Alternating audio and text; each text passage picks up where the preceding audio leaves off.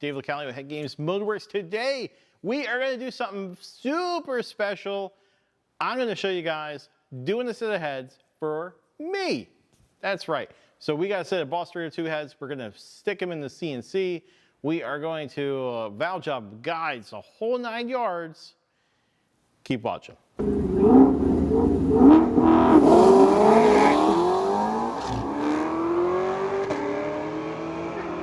All right, so I'm driving my 2011 Mustang a couple years ago, 2 years ago to be exact. I do a first and second gear pull. Car felt great, and smoke started billowing by me. I didn't understand what happened yet, but I was able to drive it home, got underneath of it, I put a rod through the block, which sucks. But it doesn't suck because, you know, when we fail, it's time to rebuild and rebuild better. So I reached out to my buddies over at Manly. I got a set of rods and pistons for a engine actually I bought a couple years ago from Von Gittin. I got a Boss 302 lawn block, and those heads are gonna get CNC'd by HeadGames Motorworks. They're gonna get bronze guides, they're gonna get GSE valve trained, the whole 9 yards. So let's get to it.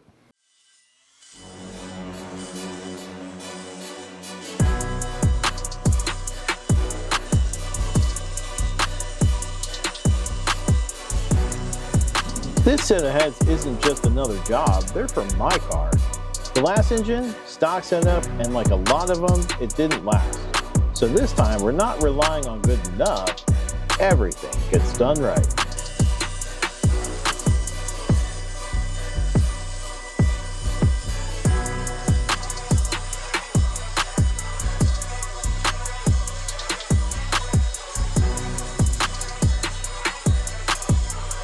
It starts here, by hand.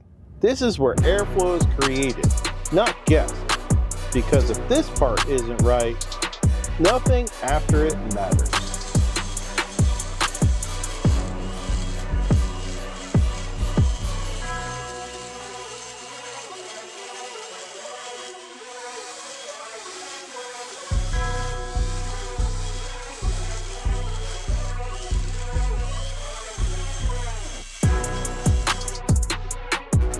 When engines fail, people look for one thing to blame, but the reality is, it's usually just the limit of the setup. So instead of pushing the same combination harder, you build something better.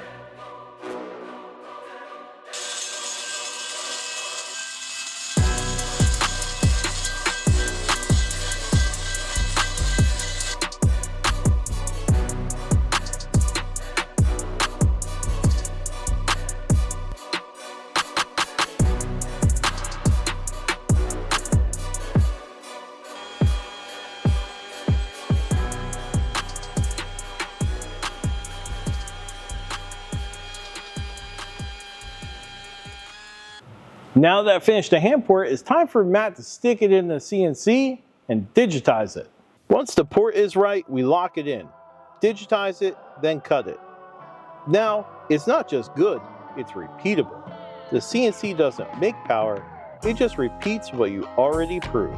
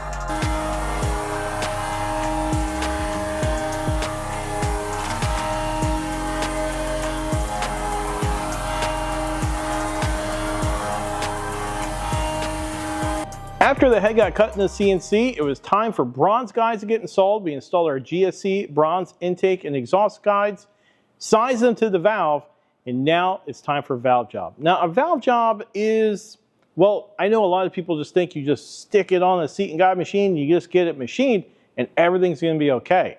But that's actually far from the truth.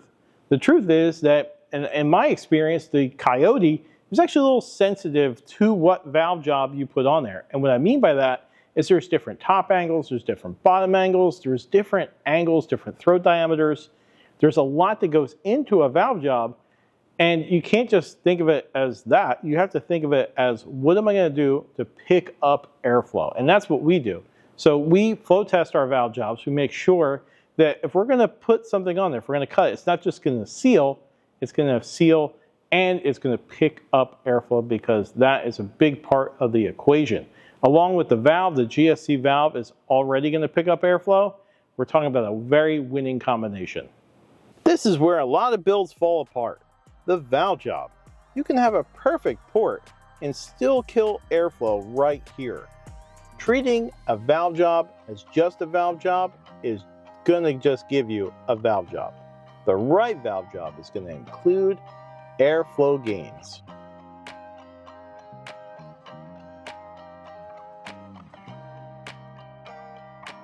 All right, now we're at mill. Mill is one of the last steps before it gets cleaned and assembled. And this is another crucial part, because I get a lot of questions that people say, do I have to mill my head? Or after mill, they're worried about how much material we took off, if it's going to be a problem with their head gasket. Most cylinder heads that leave here, well, 99.9% of them are gonna get milled, but we're not gonna take off more than the minimum that we need to make them flat. And that's usually around 5 thousandths. 5 thousandths is about 2 human hairs. It's not gonna cause any kind of compression issues. What it is gonna do is make it flat, and we use a PCD cutter, so it's gonna get the right RA finish, so you can absolutely throw all the boost, and that's what I'm gonna do. I'm gonna throw all the boost at my Cometic gasket, and it's gonna bite.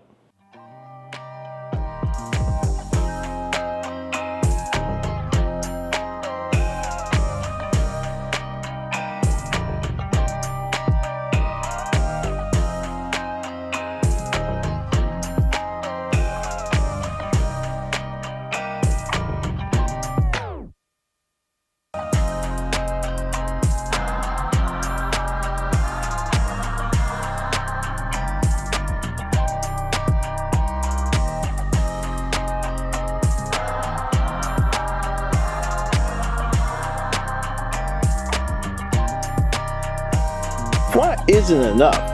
It has to seal, because Boost doesn't care about your intentions.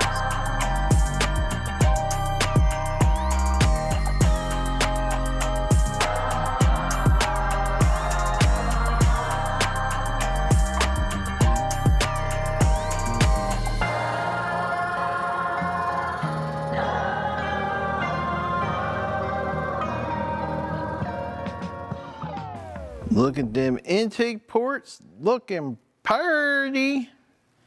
Man, I love when a plan comes together. You got my fins in there, looking so much sexier than the OEM port. Them bronze guys hanging out of there. The exhaust port, well, the exhaust port's actually changed because, well, I've kind of lied to you. We did these heads, these were one of the first heads, and originally I took the guide boss out. And I've since changed that. Since then, I now leave the guide boss in, and we make a nice little fin on it, but thankfully it's my head that we experimented on, and that's what we got. So we have a lot of hand grinding in there to blend everything in, but we still got a fin, we got a fin down there, we got GSC bronze guides. This thing is ready for some boosted beatings. She looking sexy.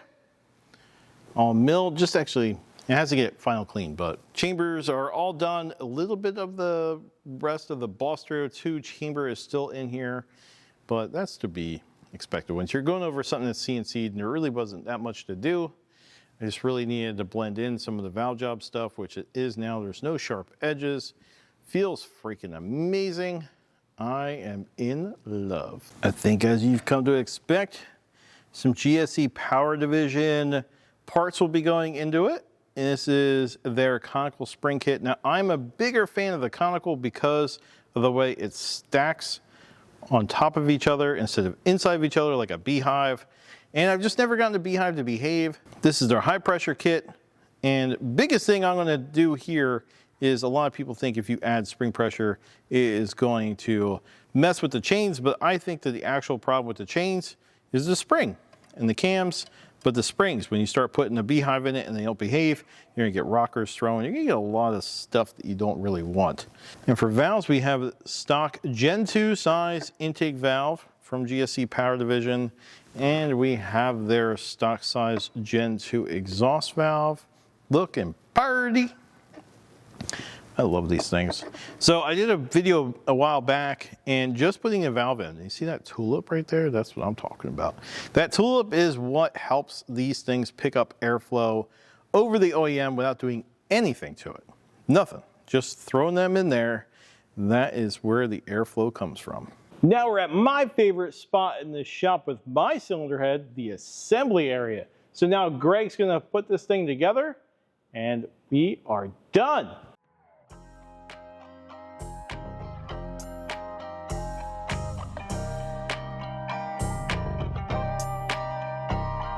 Every part matters because performance isn't one big decision, it's 100 small ones done right.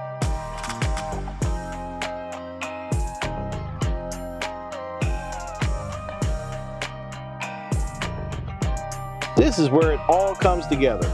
Clearances, pressures, geometry. Everything has to be on point.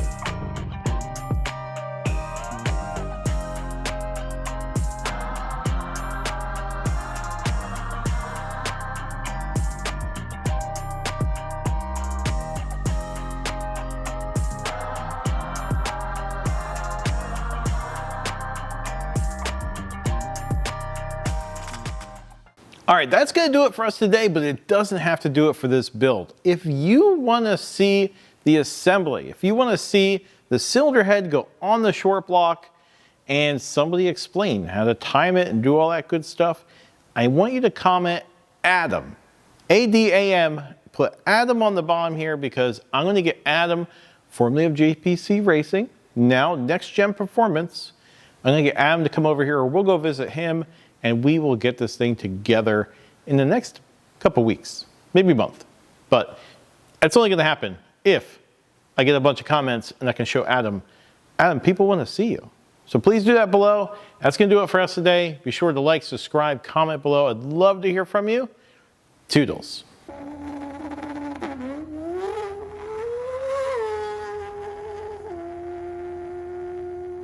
HeadGames!